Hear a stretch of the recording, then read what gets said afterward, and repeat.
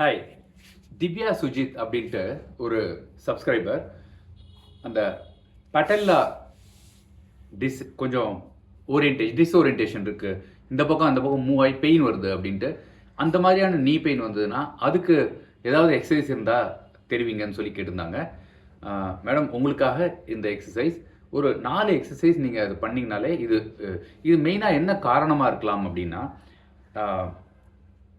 இந்த சில பேர் வந்து ஐடி பேண்ட் இந்த பகுதி டைட்டாக இருக்குன்னொன்னே இது வெளியில் அப்படி மூவ் ஆன மாதிரியான ஒரு பொசிஷன் இருக்கும். ரெண்டாவது காரணம் என்னென்னா, சில பேருக்கு வந்து இந்த பாதம் இருக்கு இல்லையா, அது வந்து கீழே அப்படி அந்த ஃப்ளாட் ஃபுட் சொல்லுவாங்க இல்லையா, அந்த மாதிரி ஒரு பொசிஷன் இருந்ததுன்னா கால் இப்படி வளைஞ்சி இருக்க ஒரு ஸ்கோப் இருக்குது.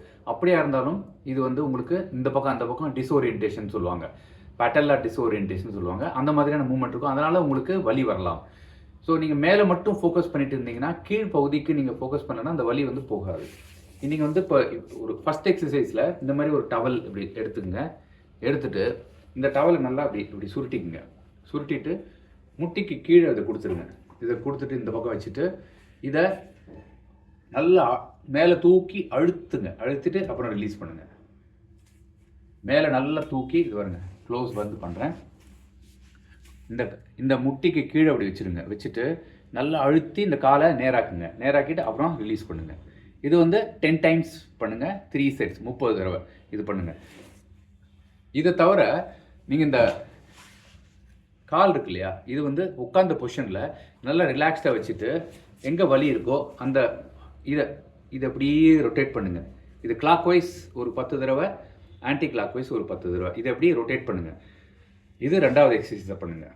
மூணாவது, உங்களுக்கு வந்து இந்த க்ளூட்ஸ் பகுதியில் வீக்னஸ் இருந்தாலும் உங்களுக்கு இந்த மாதிரி வலி வரத்துக்கு ஸ்கோப் இருக்குது. அதனால என்ன பண்ணுங்கன்னா, இந்த ஸ்குவாட்டிங் பொசிஷன், நல்லா ஸ்குவாட் பொசிஷன் வந்துட்டு இப்படி மூவ் பண்ணணும்.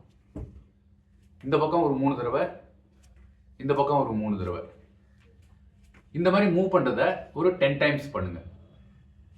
நெக்ஸ்ட் எக்ஸசைஸ், நல்லா இந்த ஸ்குவாட்டிங் சொல்லுவாங்க இல்லையா, ஷோல்டர் லெவலுக்கு காலை வச்சுக்கிட்டு கை இப்படி நல்லா வச்சுங்க, இல்லை ஒரு டம்பல் வச்சுங்க, இல்லாட்டி பின்னாடி ஒரு ஸ்டிக்கை வச்சுக்கிட்டாலும் சரி, பார் வச்சுக்கலாம் சரி. இப்படி வச்சுட்டு நல்லா பின்னாடி சீட் வந்து பின்னாடி தள்ளணும்.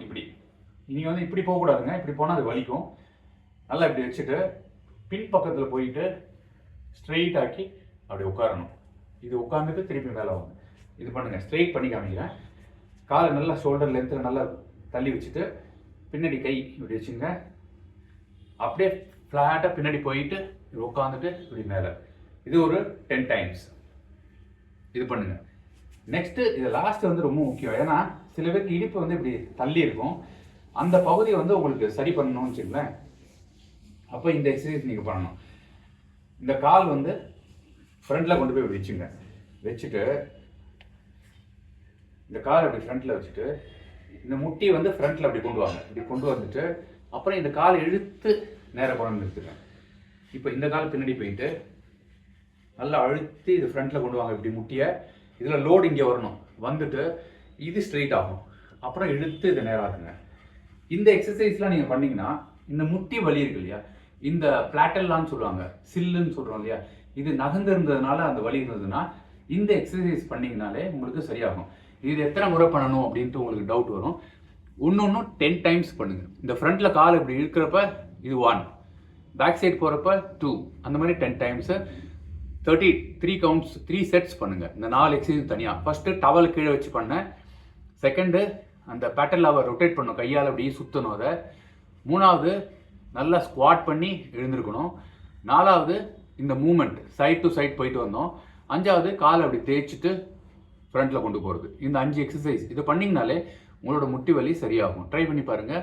உங்கள் ப்ராக்ரஸை இது எத்தனை நாள் பண்ணணும்னா, மார்னிங் ஒரு தடவை பண்ணுங்கள், அதுக்கப்புறம் நெக்ஸ்ட் டே பண்ணுங்கள் போதும். ஈவினிங் பண்ண வேண்டாம். அது 3 செட்ஸ் பண்ணிவிட்டு, இல்லை ஈவினிங் தான் பண்ண முடியும்னா ஈவினிங் பண்ணுங்கள். அதை மெயின்டைன் பண்ணிங்க டைமிங்கை. ஒரு 10 டேஸ் பண்ணிவிட்டு உங்கள் வலி எப்படி இருக்குன்னு டிஸ்கிரிப்ஷனில் கொடுங்க. Thank you so much. பை.